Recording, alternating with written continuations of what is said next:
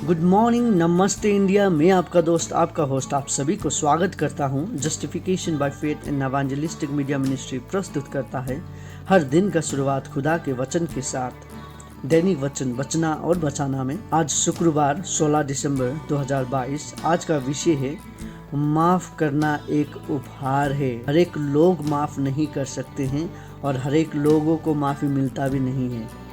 आज इसी के विषय में हम देखेंगे माफ करना भी एक उपहार है। वचन लिया गया है इफिसियों का पुस्तक 4:32। यहाँ पे इस प्रकार लिखा गया है, एक दूसरे पर कृपालु और करुणामय हो, और जैसे परमेश्वर ने मसीह में तुम्हारे अपराध क्षमा किए, वैसे ही तुम भी एक दूसरे के अपराध क्षमा करो। वचन पढ़ाई सुनाए पे खुदावन आशीष करे। देखिए, हम यहाँ पे क्या देखते हैं, खुदावन ने हमारा परमेश्वर जो है हमारा पाप को क्षमा किया है। वो क्या बोलता है यहाँ पे, कृपालु अनुग्रह परमेश्वर है, वो कृपालु है, करुणामय है, वो हमें प्रेम करता है, वो हमें दया दिखाता है, हमें हर एक मुसीबत से बचाता है। वो एक पिता है जो परमेश्वर है, वो हमारे अपराध को क्षमा करता है। क्यों वो क्षमा करता है? क्योंकि वो हमें प्रेम करता है, क्षमा करता है, और वैसे ही वो चाहता है कि जिस तरीका से उसने हमें क्षमा किया है, हम भी वैसे ही लोगों को क्षमा करें। बहुत सारे समय पे हम देख सकते हैं जो प्रेम है झगड़ा में वो क्या काम आता है। वार में, जो हम कहते हैं वार, झगड़ा, लड़ाई, उसमें जो प्रेम है क्या काम कर सकता है बोल के हम जब देखते हैं, वो बहुत बड़ा काम करता है प्रेम। और फॉरगिवनेस, जो हमारा माफी करना है, वो अंदर से आने वाला गिफ्ट होता है, वो अनुग्रह से होता है फॉरगिवनेस। और इसको हम बहुत सारे समय पे गलत भावना भी ले लेते हैं, और एक क्रिश्चियन होने के कारण हमारा हृदय अच्छा है बोल के हम माफी नहीं करते हैं, हम झगड़ा नहीं करते हैं, ऐसा नहीं। एक क्रिश्चियन, एक विश्वासी होने के कारण हमारा कर्तव्य बनता है हम माफी करें, क्योंकि हम खुद ही माफ किए गए हैं। हमें माफी करना जरूरी है एक विश्वासी होने के कारण, क्योंकि हमको भी माफ किया गया है खुदावन ने। हम अब दोषी नहीं, पर हम छुटकारा पाए हुए इंसान हैं। इसीलिए हमें भी लोगों को माफी करना चाहिए। बहुत सारे समय पे मुश्किल होता है माफ करना। बहुत सारे लोग आपको दुख देता है, बहुत सारा ज्यादा, जो कि आप समझा भी नहीं सकेंगे, मुझे मालूम है। और ये माफी जो है अंदर से आना चाहिए। उस समय पे हम बाहर से तो माफ कर दिया बोल के हम कह सकते हैं, पर अंदर से खुदावन चाहता है कि हम अंदर से माफी दें। अंदर से जब हम किसी को माफी करते हैं, वो बहुत बड़ा चीज होता है। हमारे जीवन में हम बहुत सारे समय पे मुसीबतों का हमें सामना करना पड़ता है, परिवार के तरफ से, दोस्तों के तरफ से, अपने काम के तरफ से, अपने परेशानी, घर का एक परेशानी होता है। ये सब में हम क्या करते हैं, परेशान में रहते हैं और एक दूसरे के ऊपर ब्लेम लगाते हैं, और किसको किस तरीका से चलाए मालूम नहीं चलता है। तो हर एक के ऊपर हम हल्ला करते हैं, हर लोगों के ऊपर, और उसके बाद लोगों से रिश्ता हमारा टूट जाता है। जब लोगों से रिश्ता हमारा टूट जाता है, इसे करते करते करते करते हम अकेले हो जाते हैं। देखिए, अच्छे लोगों का भी एक झुंड होता है, बुरे लोगों का भी एक झुंड होता है। अभी का दुनिया में अच्छे लोग मिलना बहुत मुश्किल है। देखिए, आपको क्षमा किया गया है, आप फिर बुरे काम करेंगे, फिर लोगों को ठकेंगे, फिर लोगों को लूटेंगे, तो वो अच्छे काम में आता नहीं है। और खुदावन जो आपसे प्रेम करता है, वो कभी भी नहीं झलकेगा। देखिए, हमारा खुदावन हमसे प्रेम करता है कि कैसे झलकता है बोलने से, बाय एक्शन। हमारा जो काम है, हमारा जो रहन सहन है, उससे हम दिखा सकते हैं कि हम खुदावन के संतान हैं। खुदावन ने हमें माफी किया है, खुदावन हमसे प्रेम करता है बोल के हमारा चाल चलन से झलकता है। और बहुत सारे आज के ईसाई, हम जितने भी लोग हैं, हम आज कौन सी दिशा पे चल रहे हैं, हम देखें अपने आप को। हम तो माफी किए हुए लोग हैं, पर हम किसी और को माफी नहीं दे सकते हैं, क्योंकि हम जानते हैं कि वो हमें बहुत ज्यादा दुख दिया है। मुझे याद आता है वो दिन, वो पल, जिस तरीका से लोग हमसे बहुत सारे समय पे हमारा गलती नहीं होने के कारण भी हम जाके लोगों से माफी मांगते हैं, ताकि हमारा रिलेशन बना रहे, हमारा रिलेशन मजबूत रहे बोल के हम सोचते हैं, पर वो रिलेशन मजबूत नहीं रहता है। और रिलेशन टूट जाता है, और रिलेशन टूटने के कारण हम एक दूसरे के ऊपर बुरे व्यवहार करने लगते हैं, उसके बारे में बुरा बुरा कहने लगते हैं, उसके समाज के बारे में बुरा बुरा कहने लगते हैं। सो इस तरीक़ा से हम जो है हम एक ईसाई का चिन्ह नहीं दिखाते हैं। याद है वो दिन वो पल, एक महिला ने मुझसे कहा था कि हम तो नहीं जानते हैं, यदि तुम्हारा खुदावन तुम्हें माफ़ी करता है तो माफ़ी करे। देखिए, आप जब किसी से गलती करते हैं या आप किसी से गलती नहीं भी करते हैं तो माफ़ी मांगने में हर्ज नहीं होना चाहिए। माफ़ी मांगने से आप कभी भी कमज़ोर नहीं होते हैं। आप क्या करते हैं माफ़ी मांगने से? देखिए, बहुत सारे समय पे आप गलती करते भी हैं या नहीं करते हैं, पर आप जब एक दूसरे से जाके कहते हैं कि मैं इस गलती के लिए या इस बात के लिए जो मैंने नहीं कहा लोगों के द्वारा आया है, फिर भी मैं इस बात के लिए माफ़ी मांगता हूँ आपसे बोलने से, आप क्या करते हैं?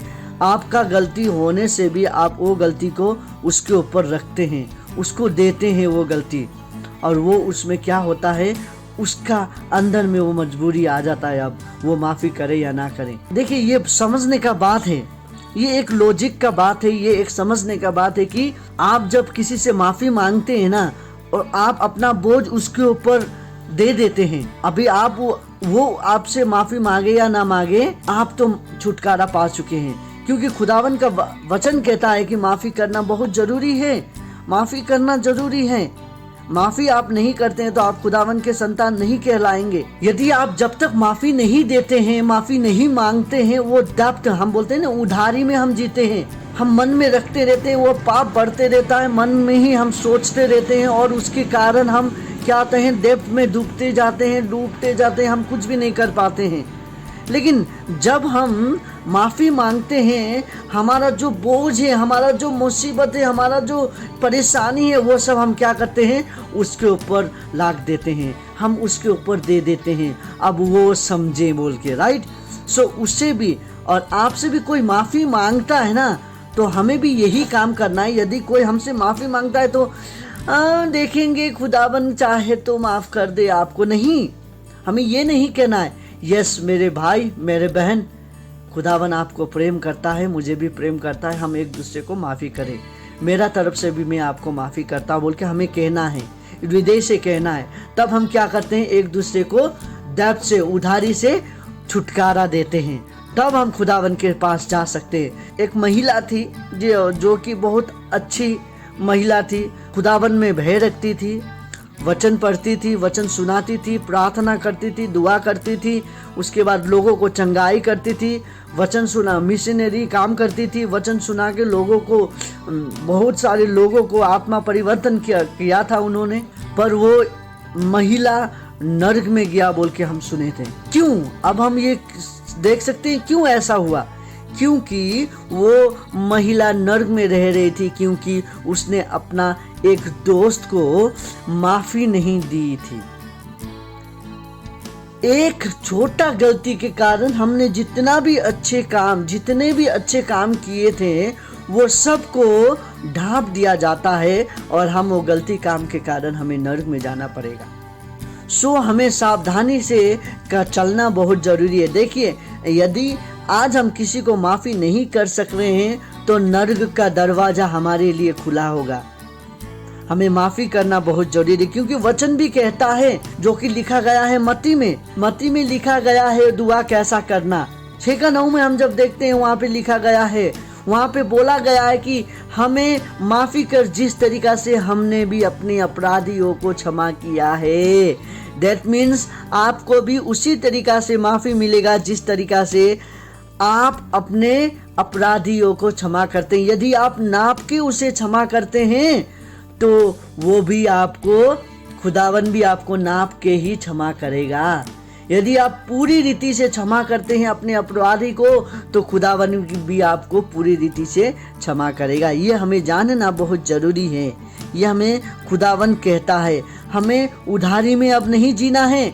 अब हमें जो विश्वास हमारा है वो हमें डिसीजन में लेके आना है। जो हम डिसीजन लेते हैं, यस मैं खुदावन के नाम से आपको माफ़ी देता हूँ, यस मैं खुदावन के नाम से आपको छोड़ता हूँ, खुदावन आपको और हमें चलाएं बोल के हमें छोड़ना है तो खुदावन का अनुग्रह हमारे जीवन में बढ़ते रहेगा और हम अपने जीवन को ऐसी तरीका से चलाते रहेंगे और हम फिर से डेप्थ में नहीं रहेंगे, उधारी का जीवन नहीं जिएंगे। उधारी का जीवन जीना हम बंद कर पाएंगे। सो खुदावन आपको आज फिर से वो डेप्थ से, फिर से वो उधारी से चंगाई देना चाहता है, फिर से वो उधारी से निकालना चाहता है। क्या आप उधारी से छुटकारा होना चाहते हैं? यदि आप छुटकारा होना चाहते हैं तो खुदावन से दुआ करें। आइए हम छोटी दुआ करें। खुदावन आपको धन्यवाद देते हैं ये दिन और समय के लिए आपने जो हमें दिया। खुदावन आज हम देख रहे थे हम जो उधारी का जीवन जी रहे हैं, खुदावन अब उधारी का जीवन हमें जीना नहीं है। आज हम प्रार्थना करते हैं खुदावन, जितने लोगों ने हमसे माफ़ी मांगा है, हम सभी को माफ़ देते हैं यीशु मसीह के नाम से। और हमने यदि किसी का दिल दुखाया है तो उनसे भी हम माफ़ी मांगते हैं यीशु के नाम से। हम सभी को माफ़ी करते हैं। जितने लोगों ने हमारा दिल दुखाया है, हम सभी को आज यीशु मसीह के नाम से छुटकारा देते हैं, सभी को माफ़ी करते हैं और हम यही चाहते हैं कि वो भी हमें माफ़ी करे, बोल के हम यही दुआ आपसे करते हैं। खुदावन आज जितने लोग दुआ कर रहे हैं, आपसे माफ़ी मांग रहे हैं आपसे, आप हम सभी को माफ़ कर ताकि हम आने वाला दिन पे आपके साथ अच्छा रिलेशन होके हमारा जीवन को और भी अच्छी तरीक़ा से हम जी पाए। खुदावन आपको धन्यवाद देते हैं दिन और समय के लिए आपने जो हमें दिया। हम आज आपके अनुग्रह में जी रहे हैं, हम उसके लिए बहुत खुश नसीब मानते हैं अपने आप को। धन्यवाद खुदावन। आज जितने लोग अपनी बीमारी के लिए, अपने परेशानी के लिए, अपने घर के लिए प्रार्थना कर रहे हैं, नौकरी के लिए प्रार्थना कर रहे हैं, सभी का बीमारी को, नौकरी, चाकरी, जो भी प्रॉब्लम है, सभी को आप देखभाल कर बोल के आपसे दुआ करते हैं। खुदावन यीशु के नाम से ये सभी प्रार्थना मांगते हैं। हम विश्वास करते हैं आपने इसे सुना है और उत्तर भी दे चुके हैं बोल के ये बड़ी प्रार्थना हमें प्रेम करने वाले यीशु के उच्च और पवित्र नाम पे मांगते हैं, आमीन। खुदावन आपको, आपके परिवार को आज छुटकारा देना चाहता है और पाप भरा जीवन से छुटकारा देना चाहता है। वो माफ़ी नहीं देने का बंधन से छुटकारा देना चाहता है। आज हमें माफ़ी देना जरूरी है सभी को, तो खुदावन भी हमें माफ़ी दे सकता है। आज आपका दिन है, आज हमारा दिन है। खुदावन आपको, आपके परिवार को, आपके पड़ोसी को, सभी को चलाए। सभी का दिन शुभ हो। धन्यवाद।